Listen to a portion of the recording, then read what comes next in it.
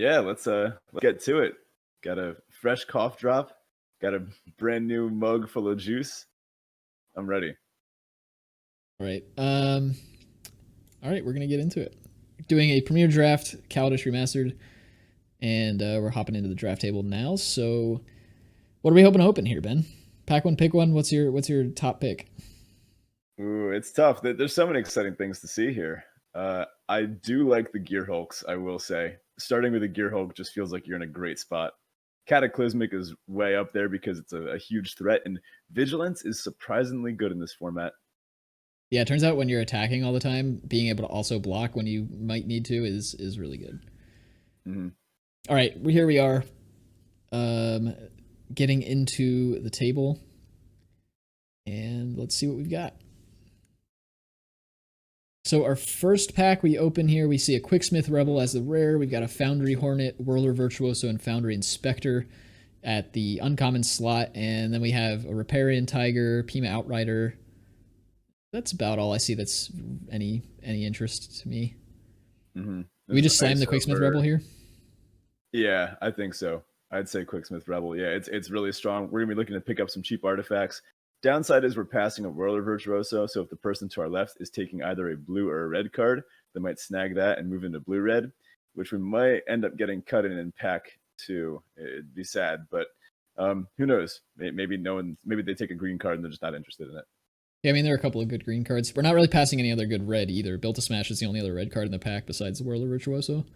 Mm-hmm. And Quicksmith Rebel doesn't necessarily have to go in a blue-red. We could wind up in any red deck, and we might not even play it. I'd take the Rebel here. Yeah, definitely. All right, pack two, we see a Paradoxical Outcome, which is a great card, but not limited. We see a Quicksmith Genius in red, Spireside Infiltrator. There is an Arborback Stomper in green, Attune with Ether, which is great, Druid of the Cow. Some good green cards, but we did pass a couple of those already. Gearseeker Serpent and Metallic Rebuke in blue. There's an Aether Poisoner in black. Propeller Pioneer and Aviary Mechanic in white. Yeah, I'm a big fan of the Aether Poisoner, but not this early. I think we're looking to pick up a little more power here. Might go with the Quicksmith Genius because it synergizes very well with the Quicksmith Rebel. You get a whole bunch of Quicksmiths together. At that point, we'll be starting to look for like stuff like Artificer's Goggles or other cheap things, implements, maybe even some cheap artifact creatures. Yeah, I think that's fair to say. Aether Poisoner seems a bit better than I first gave it credit for. I wasn't very high on it in the beginning of the format, but it has been a little bit better than I expected it to be. Yeah, it's fantastic. We take the Genius there. We're past an Illusionist Stratagem, Spire Patrol, so some good blue-white cards.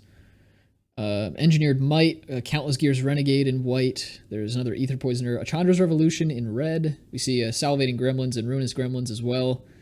In red, there's a Kujar Seed Sculptor in green, but I think Chandra's Revolution is probably just the pick here. I don't think we're really positioned well enough to take the Spire Patrol, and I think the removal is better than the Countless Gears Renegade.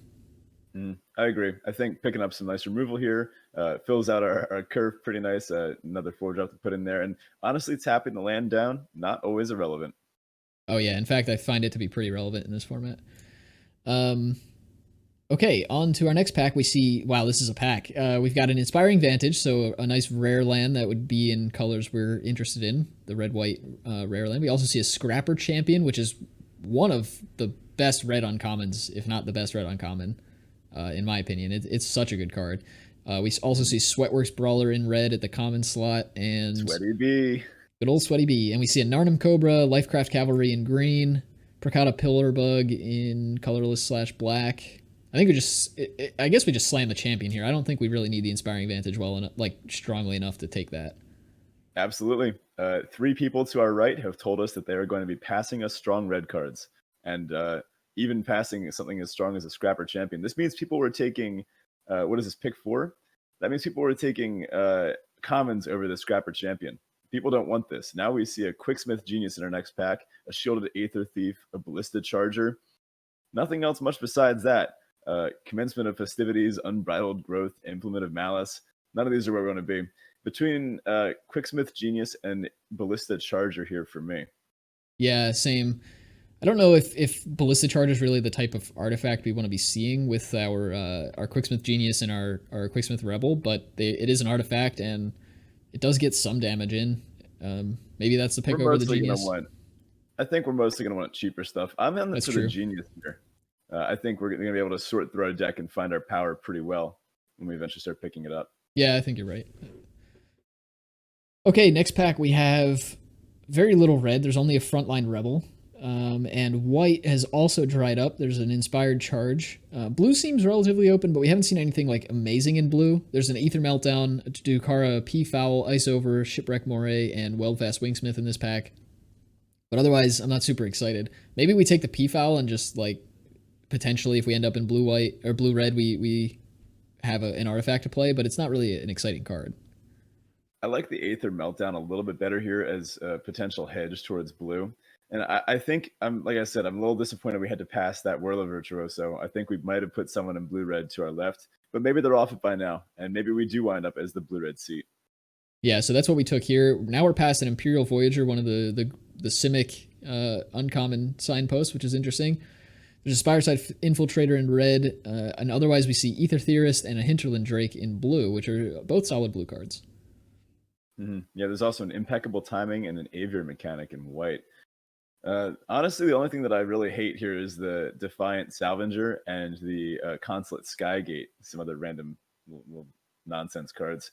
I don't know. We've got options here. I might take the Aether Theorist here just as an early blocker. I don't mind the Aviary Mechanic, though, or the Infiltrator either. Yeah, I guess the question is, I'm going to take the Theorist here. I think the question is against what colors we want to be in, and blue has seemed a lot more open than white has, so I'd rather try to stick closer to the blue-red side of things. In this next pack, we see a Hinterland Drake, an Impeccable Timing. We got another Ballista Charger, and a Fireforger's Puzzle Knot, which is an artifact, but not really one I'm excited to be playing. I don't know. It does combine well with our Quicksmith Rebel. It does. It does. And there are an awful lot of X1s in this format. I think this might be the kind of deck where we want a Fireforger's Puzzle Knot. Yeah, in this case, we're not really we're not passing anything up extremely difficult to get back later, and it's the first artifact we're picking up here. Next pack, we see Ice Over, Aviary Mechanic, an Arnhem Cobra, and an Eager Construct. Eager Construct's fine, but we're doing okay with 2-drops. I could see taking it here just as an artifact. Yeah, but I think we'll be able to pick up other artifacts. If we do end up in the blue-red seat, I think we'd be happier to have an Ice Over. I think I like taking it as a hedge here. Notably, the Whirler Virtuoso is gone. Yes, we did lose out on that. So somebody's in blue-red, or at least trying to be. Next pack, we have another Aviary Mechanic, a Propeller Pioneer, and Cathartic Reunion, Spireside Infiltrator, and Druid of the Cowl. I'm going to take the... I think I want to take the Propeller Pioneer here. It just seems like the best card overall, and we're probably not likely to play any of these. I don't mind a Spireside Infiltrator. There's still a chance we wind up in vehicles, but yeah, it's fine too. Yeah. We got kind of auto-picked into the Propeller Pioneer. Another Ice Over here to round out pack 1. Renegade Rallier coming back around, and we just saw the other white-green uncommon as well. And an Unbridled Growth and a Commencement of Festivities. These bad green-white cards, unsurprisingly. Last pick, Shipwreck Moray, which can be playable. Okay, coming into pack 2, we've got a Yahenni, Undying Partisan, Trophy Mage, Malthus Revolutionary, Ether Hub. There's a Dawn Feather Eagle and an Eddy Trail Hawk, both fantastic cards. In our colors, though, we have a Mobile Garrison, which is a great vehicle, one of my favorites in this format. We also have an Ether Chaser and a Chandra's Pyro Helix, though, in red, and I don't think we're taking Garrison over either of those cards. Yeah, I love Ether Chaser. I think this kind of deck wants to be beating down, which Aether Theorist I don't think is exactly where we want to be, even if we do wind up in blue. I think this wants to be a deck that attacks. We've got a Scrapper Champion. Maybe we could have a little more of a controlling aspect to it, but I don't see us as one of the late-game artifact decks quite yet. Yeah, so I guess the question is, do we want the removal over the creature? Probably right now we just want the creature. We're at 5 creatures, 5 non-creatures, and picking up a strong 2-drop like Ether Chaser is probably where we want to be. Next, we see a Metalwork Colossus, Glimmer of Genius, Windkin Raiders. A lot of good blue coming around. We see a Die Young in black. There's an Iron Tread Crusher in colorless. An Implement of Examination. That's the blue implement. What do we like here? So, Zach, how deep are you willing to go with me here? Let's go. Let's do it. Take that Metalwork Colossus. Yeah, I think It the can be actual cast. correct pick is probably Winkin Raiders, but I, we I might also be very okay with taking the Windkin Raiders. I think because we only right now have the Fire Fortress Puzzle Knot as an artifact, and that's not even necessarily one we want to take. I think we could maybe pick up a bunch of vehicles for this deck that make the Colossus easier to cast, but Windkin Raiders is just going to be great no matter what. And it looks like we might actually be cutting off blue-red here. It's possible that the person that picked up the Warlord Virtuoso is far enough from the table from us that it's not going to be a problem. yeah. Wow, this next pack it has a Wisp-Weaver Angel and a Cloud Blazer in it. Are you kidding me? There's That's also sad. yeah, there's also Revoke Privileges, Ether Theorist. There's another Fire Fortress Puzzle Knot, but nothing in red. So that does make me a little worried. There's an Etherborn Marauder in black as well, but I think we're off that. We could take another Fire Fortress Puzzle Knot here and just try to get the artifact thing going. I don't We know. could. I'm not opposed to taking the Cloud Blazer here. I think this kind of deck is going to want a Prophetic Prism or a Renegade map Mm. anyway, just kind of on its own. And both of those allow us to splash. Yeah, and Blazer's powerful enough that it's definitely worth the splash too. We'll take that here. Oh, here we go. Speaking of splashing, we see a Depala Pilot Exemplar in our next pack. There's a Speedway Fanatic as well. And nothing else I'm super excited about. There's a self-assembler if we really want to go for that. And there's also the servo schematic, but I think Depala is probably the pick here. We want to hope to splash either Depala or Cloud Blazer, and in fact, we could splash both of them because they share a color. I don't know if Depala is doing much for us right now. Are you thinking we're going to pick up vehicles and dwarves? Well, my thought is this: like the aggressive decks might want a lot of vehicles, but maybe that's wrong. There is I still mean, a chance we're just straight up red-white. I mean, we have a lot of powerful red cards. I'm okay with taking Depala here. And yeah, I don't potentially think we moving really into gave up too red-white. much to take that. In this next pack, we see a Barricade Breaker, which I think is pretty strong. We see a Fateful Showdown, which is potentially stronger, and a Chandra's Pyrohelix. I like As Fateful cards we care Showdown about. here, especially if we're going to be doing some kind of weird splashing. We might occasionally want to put some dead cards in hand. Well, it's a hedge, but actually, I think Fateful Showdown is just the correct pick here anyway. It's a powerful removal spell, and it can go face. Yeah, that's true. And if we find ourselves like we don't have a low curve really, like our powerful cards are the 4 slot, and we have a couple things that are more expensive than that, so we might end up with cards stuck in hand anyway. It's sad to pass another Pyro Helix, but I think Fateful. And here we see, kind of getting paid off here, a Veteran Motorist as well as a Sweatworks Brawler in red. I think Yeah, I think we we can just want to take the firmly. Motorist. Yeah, I think we slam this motorist, and at this point, we're gonna snap up every vehicle we can get our hands on. Yeah. In this next pack, we see a Weldfast Engineer, but another potential splash if we don't want to splash white. There's a Mobile Garrison though, which I think is probably the pickup, given that we were just talking about picking up all the vehicles we can. Yep, agreed. Now this actually goes pretty well with our not only our Quicksmith geniuses, but our Quicksmith Rebel. They can turn a vehicle into a pinger, Absolutely. and being able to untap with a Mobile Garrison, kind of gas. So this next pack, this is pack 2, pick 8 we're on now. We see a Fire Fortress Puzzle Knot, a Cathartic Reunion, not really cards we're super interested in. The Puzzle Knot we could get away with, but there's also an Iron Tread Crusher here. Not one of the best vehicles in my opinion, but it is a vehicle. I'm between Puzzle Knot and Crusher here. I don't think either of them are very good. It's possible Yeah, neither we'll makes our see. deck. Exactly. Coming into pick 9, we see a Reckless Fireweaver that Oh, came we back got an to Eddie us, Trailhawk. and an Eddie Old Trailhawk came Eddie. back. Good old Eddie. Yeah, I think we're gonna want this Eddie Trailhawk. This is a great 2-drop. It can get our vehicles up in the air, even gets us a little bit of energy that we could maybe pump it with, or to jump some stuff into the air, or maybe even the feed the scrapper champion. Yeah, so now we're back to this pick 10. This was the pack we saw the Windkin Raiders, the Glimmer of Genius, and the Metalwork Colossus. We still see the Glimmer of Genius, so the Metalwork Colossus left. And I think that might be the pick here. I mean, we're kind of slow-ish. I'm not really sure. I mean, there's another Iron Tread Crusher, but I don't think we really passed anything by taking the Glimmer. I'm gonna take a Fragmentize here. I actually don't mind playing one Yeah. Fragmentize in the main board. There's just so many artifacts and enchantments, and honestly, the only deck that it's really blank against is red-green. Yeah, so rounding this part of the pack out, we're not really getting anything super exciting. We'll just... I'm just kind of taking some last-minute fogs and bad cards, and I don't know. I think if we can play red-white, I think it'd be really good. We've got a Veteran Motorist and a Depala, and neither of these really wants us to get too creative with our mana base. That's true. So opening pack 3, we've got Skywhaler's Shot. There's a Prophetic Prism here as well. The rare is Disallow. Rare's Not Disallow. exactly where we want to be. Nope. And that's about it. The only other exciting card in here is Arborback Stomper and Make Obsolete, and neither of them are in our colors. We could take the Prophetic Prism and use that off for the splash. We could also just take the Skywhaler Shot and really hope not to be playing blue. Maybe splash blue for the Cloud Blazer. I think I'd like the Skywhaler Shot here. Alrighty, I'm good to take that too.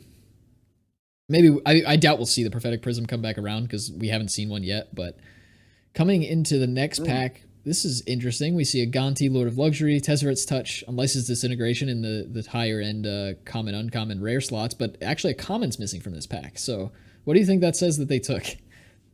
I mean, it's late in the draft, so it could be anything. Dude, I don't know. It could have been a blue card like an Ice Over. Yeah. Honestly, it beats me. Gonti's awesome, although we're pretty far from playing him. You know, there's nothing in this pack that we really are interested in. I'm kind of on unlicensed disintegration here. I think we may end up cutting blue entirely, and I think if there's a color that we're likely to splash off of a Prophetic Prism or something, black could be it. Pairs well with our vehicles and our existing artifacts. Agreed. And speaking of black, if we do want to splash it, we've got a Restoration Gearsmith in this pack, but that's not really something we are able to support too well. There's an Inventor's Goggles, a Sky Skiff in this pack, also a Chandra's Pyro Helix, and a Sweaty Bee. This is an interesting pack here because there are a lot of cards here that we want. Yeah, I'm kind of between Inventor's Goggles and the Sky Skiff here myself, although I think at this point we do have a good number of Artificers, but we also have some Pilots as well. Mm-hmm. I think we might want the Sky Skiff. We're going to be cutting a lot of blue 2-drops from this deck, and I doubt Goggles are going to wield, but I think we want to get this additional hit off the Pilot as well. Yeah, I think you're right. Okay, next pack we have an Aether Torch Renegade, which is interesting, but really something that's kind of hard for us to really work with in this deck. Mm-hmm. There's a Glintsleeve Artisan in white. Deck. Right. Glintsleeve Artisan in white, which I think is a great pickup here. And that's about it. There's a Ballista Charger, but that's not the kind of vehicle we want, really. It's a little bit slow for us.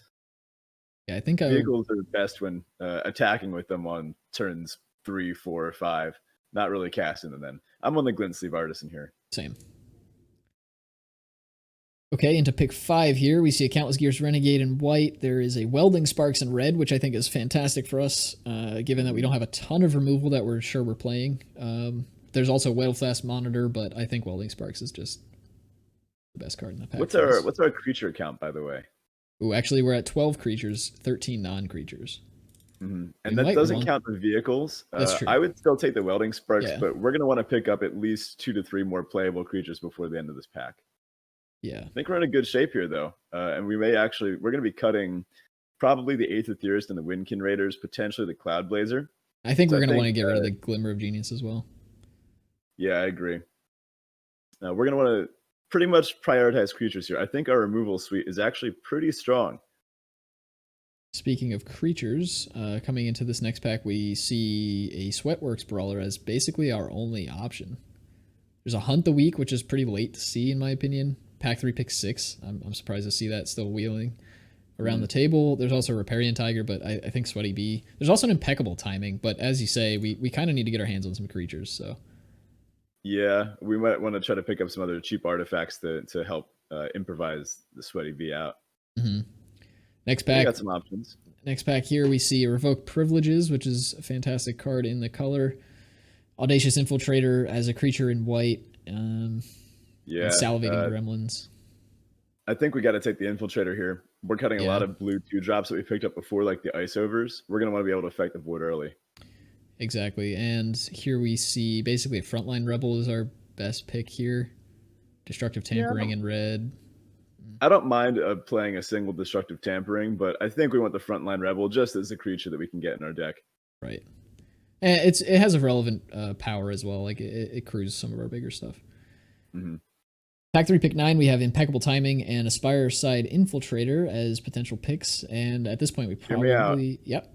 Take the Narnum Cobra. Oh, there is a Narnum Cobra. We want a 2/1 artifact creature in this kind of deck. Yeah, I think... Does it say, even though we can't activate it? I think you're right, and it's something that I absolutely would have and did look over. So, thanks for pointing that out. In this No next pack, problem. we have an alley evasion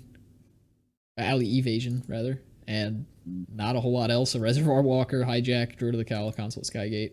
I don't think we're playing Yeah, we're out not we're not alley we're evasion, not but playing any of these. well, the restoration gearsmith wield, but again, really not something we care to play. Not particularly. For splashing black, it's basically going to just be for that unlicensed disintegration. Next pack, we have a Conviction, Unbridled Growth, Wild Wanderer, really kind of winding down at the end of these packs here. Make Obsolete, Wheeling again, and a last pick, Riparian Tiger. Wow, I think green was a little more open than we thought in that last pack there, but we were pretty far off green altogether for this draft. So we have an interesting build process to go through here because the deck kind of didn't really come together in that we weren't able to build it. It wasn't able to build itself because we kind of pivoted last minute. But we have kind of this weird split between wanting to be blue-red and blue-white, and it's a blue. If it's a blue-red deck, it's a blue-red deck that wished it was a blue-white deck, or a red-white deck rather. I think because of the cards that we did pick up in red. So I think we want to start. We're going to cut this Glimmer. Let's cut our blue cards and see where that leaves us. Sure. Yeah, we have enough cards in the deck right now that cutting blue actually brings us to wanting. Let's see. That's 8. That's only 15 lands. Is that right? Oh, you got the Cloud Blazer in there still though? Oh, true. It didn't auto correct the lands though. It's 13, 14, Oh, just hit the add lands thing up at the top. And I actually don't think we want this unlicensed disintegration. I think our removal suite is pretty strong. We've got Skywither Shot, we've got Fateful Showdown and Chandra's Revolution and a Fragmentize. Yeah, so that is our removal suite, right? We have Fragmentize, we have potentially Fireforger's Puzzle Knot might act as a removal spell in some situations. Skywither Shot, Welding Sparks, Chandra's Revolution, Fateful Showdown. Especially because we're playing a Veteran Motorist and a Depala, I don't think the splash for the unlicensed disintegration, although it would be amazing in our deck if we could reliably cast it, I don't think making our mana that much worse is going to be worth it here. Yeah, I think you're right. I'm on board with that. And so that leaves us. That leaves us with something a little bit of an interesting deck, I suppose. We have a Fragmentize at the 1-drop slot. There's an Audacious Infiltrator, Eddy Trailhawk, Aether Chaser, Narnum Cobra, Veteran Motorist as creatures in the 2-drop slot, Fireforger's Puzzle Knot, and Sky Skiff as artifacts in the 2-drop slot. We're missing one card. We're still at 39, which is kind of intriguing.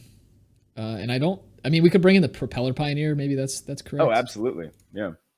And then we had it. Right, so did I. And then our 3-drop slot, we actually have a decent curve here. It's a little heavy on 4s, I think, for what I would have liked to see in this type of deck, but I haven't played this archetype too many times in this format, so maybe this is exactly where it needs to be. I actually like this deck. I think it's not the best red-white vehicles deck in that typically with red-white vehicles, you want your curve to skew a little bit lower. We would have loved a few more Aether Chasers, or even a couple more Eddy Trailhawks, or even any 2-drops. But I think we navigated this draft pretty well.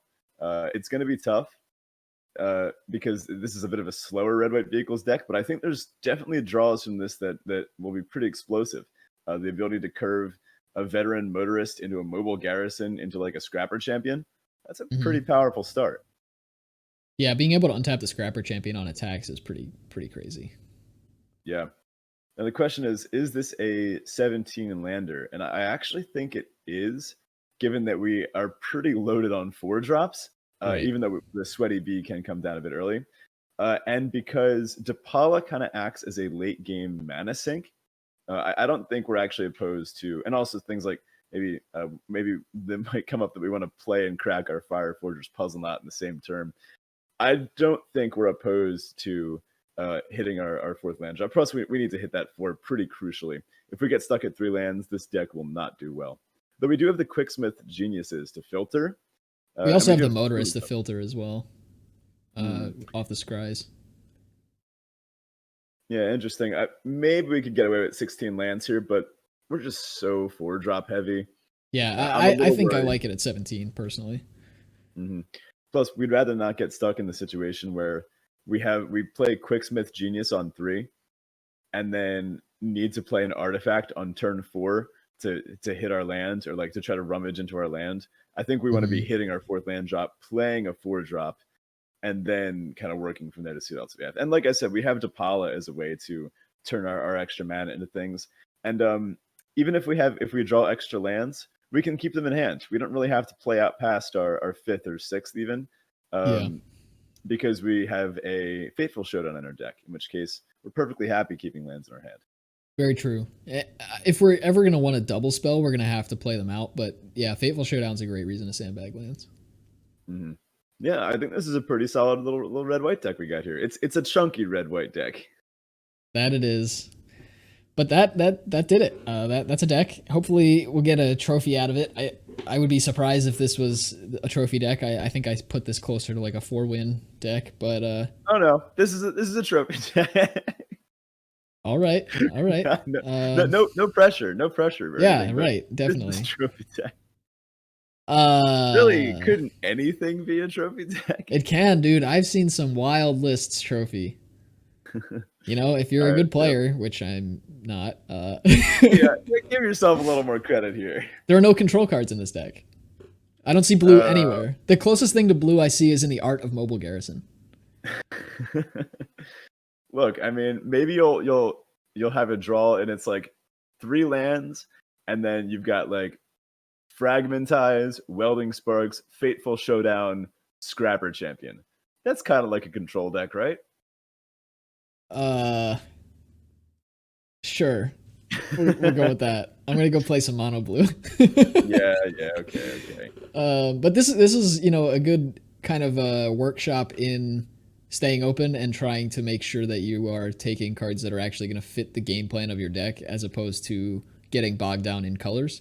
Because if we really were just focusing on colors, this would not have ended up as a red-white deck, right? We would have been in a red-blue deck. And in retrospect, if we had taken the Whirler Virtuoso over the what was the card that we took instead? The Quicksmith Rebel. The Quicksmith Rebel, right? Yeah, pack one, pick one. If we had taken the Whirler Virtuoso, I think we would have been fine, because we would have still been able to cut red.